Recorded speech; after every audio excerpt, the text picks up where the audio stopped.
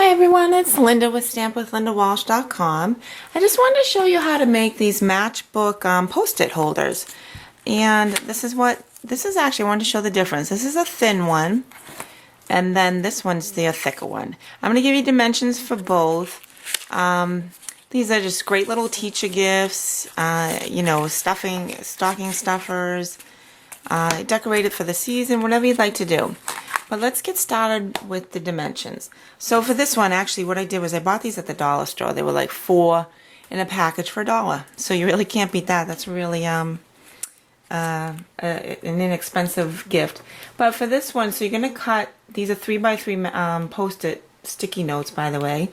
And you're going to cut your cardstock 9 1/4 to 3 1/8. For this thinner one, you're going to score at 3 1/2 mark, 3 3/4, and 7 3/4. Okay, so that's going to be this. So here is your, I'll hold it this way.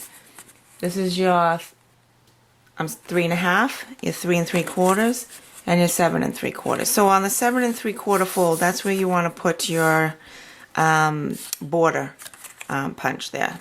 Okay, and then just while I have this out, this here is part of the Sizzix dies from Stampin' Up, and it's the Tasteful Trim die, so I use that there.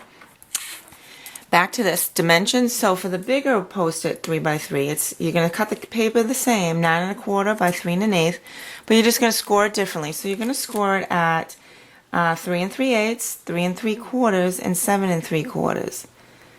And just again, you're going to punch the short edge for your border there.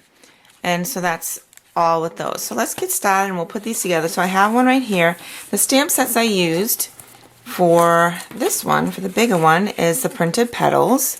And so you can see that I use this stamp set, this one, and this stamp. This coordinates with our punch, our Scarlet Punch. So I was able to punch out that with the punch. This little one is from this little group here, and these are the itty bitty punches. So I was able to use my punch for that, but the other two I did have to cut. So I cut this one out myself and this one out myself. Alright, so that is for this one. For this stamp set, for this matchbook, I use this stamp set. It's called the Mixed Bunch. And what I did was I punched that out. We have a punch that goes with it. The other one, and let me tell you some colors too. This is the Wisteria Wonder. This is the Poppy Parade, and which is actually this stamp set here.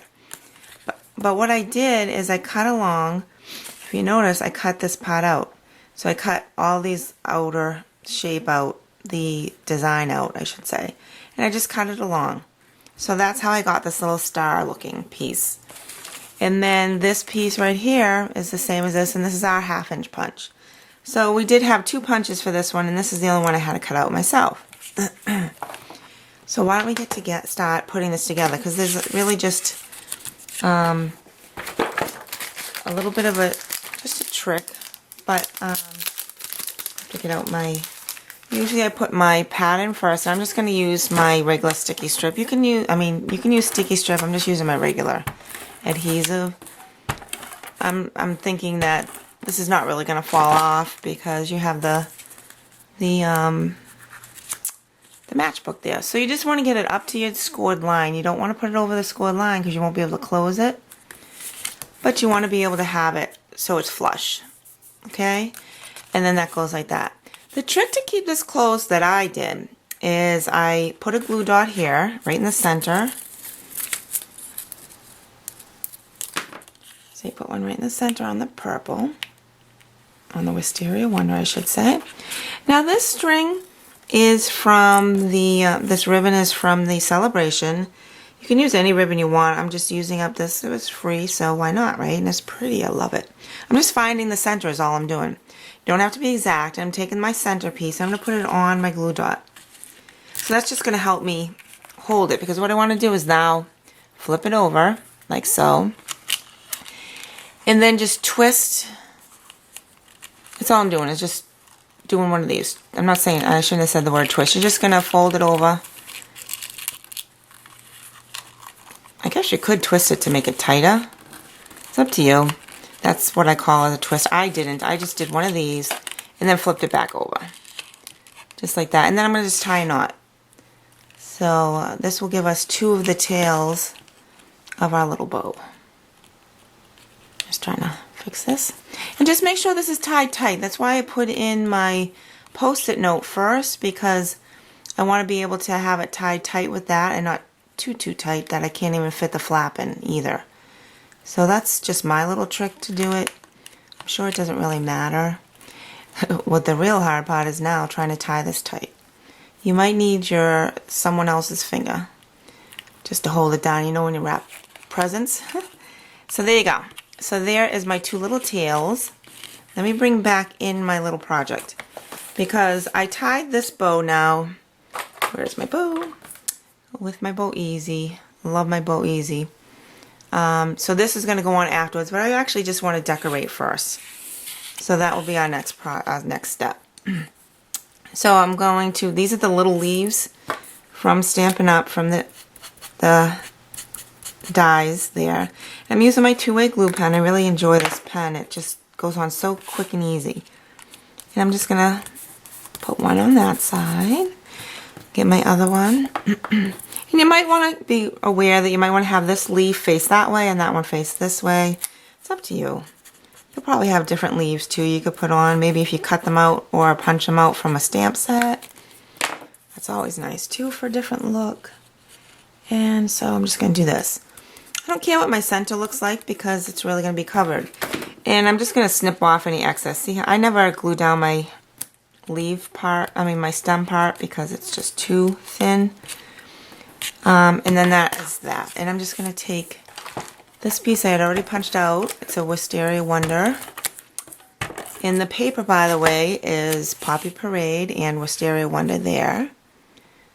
Just going to put that, whoops, is that in the center? Not that well, is it? Okay. Make sure you got that good and stuck. Alright, and then I already cut this out, and I'm just going to pop it up with dimensionals. Put it right in the center. However you want to stagger this, it's fine. You could do it like that. I think I like it like this though. Okay, and then I already popped this up with one and punched it out. This is actually this is the Lucky Limeade, and that's just going to go right on top. So here now we'll go back to our bow. I take my sticky strip and just cut off. I usually put on my bows with my sticky strip. I find it just they stick easier.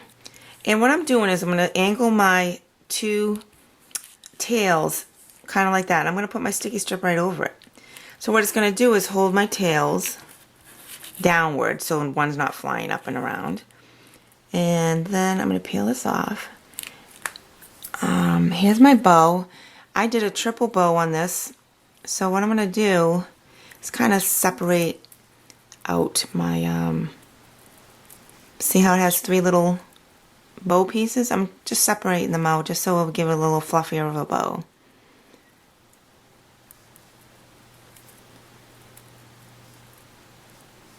And you can do this while it's on there too. And then I want to make sure my tails are flat straight down too. So I'm going to kind of get those on my sticky strip like this. Press it down.